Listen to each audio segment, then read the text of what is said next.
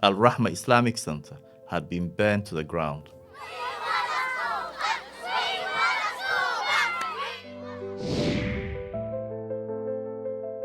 Back in July 2013, I was reporting on a story that affected a small community but showed a bigger picture. 7 weeks had passed since British soldier Lee Rigby was murdered in Woolwich. The country was still in shock, but what followed brought a different kind of pressure, one that weighed heavily on Muslim communities across the UK. Welcome back to my journalism toolkit. If this is your first time, I'm Jamal Osman. Each week, I reflect on some of the stories I have reported over the years. There had been attacks, not isolated, repeated. Channel 4 News found at least 29 incidents linked to mosques and Islamic centers. Graffiti, vandalism, arson, even a homemade bomb. One place caught the public's attention, a Somali-run community center in Muswell Hill, North London. Al-Rahma Islamic Centre had been burned to the ground. I spent a few days with the families who used to fill that space with life. The Al-Rahma Islamic Centre wasn't just a building, it was a second home for many of the children. Somali parents sent their kids there to study, play, and be together.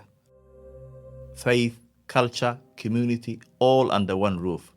Then one night, the roof disappeared. Flames took it.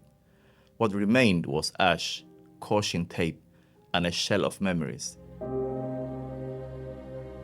The fire was still under investigation, but the fear was real. Graffiti nearby read EDL, the English Defence League. This wasn't the first time Al-Rahma had been targeted, but this time it felt personal to members of the community. The morning after I arrived, I met the parents. Some had been part of the center since it began. They were worried, not just about the building, but about what the fire had done to their children's sense of safety. Do I say excellent or good? Excellent. Abukar Ali, who ran Al-Rahma for 2 decades, spoke to me with heartbreak. He'd watched this community grow, find its place, raise children who now called Britain home. The building can be rebuilt, but the life of our children and the shocking is still there. To help the community cope, Abukar called a meeting.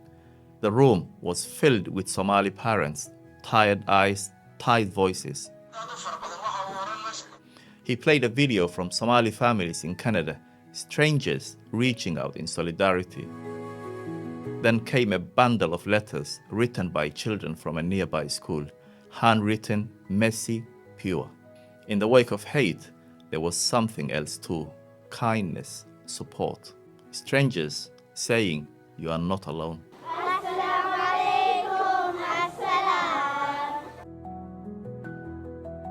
The annual student celebration was always the high point of the year. The kids worked hard for it, families dressed up, cameras ready. After the fire, many wanted to cancel, out of fear, out of mourning. But the local council and police encouraged them to go ahead in a different venue. So they did. And that day, I watched joy return, if only briefly. The children stood on stage, a little under-rehearsed, a little unsure. But it didn't matter. Their parents were smiling again. The center was still a crime scene when I left. No one had been arrested for the fire. No closure. Just promises that the council would rebuild, that life would return to normal. But for the kids, their playground was still off limits. Their second home, charred and silent. And so they waited. I want that mosque back. Sometimes in this work, you witness something burning, literally or otherwise.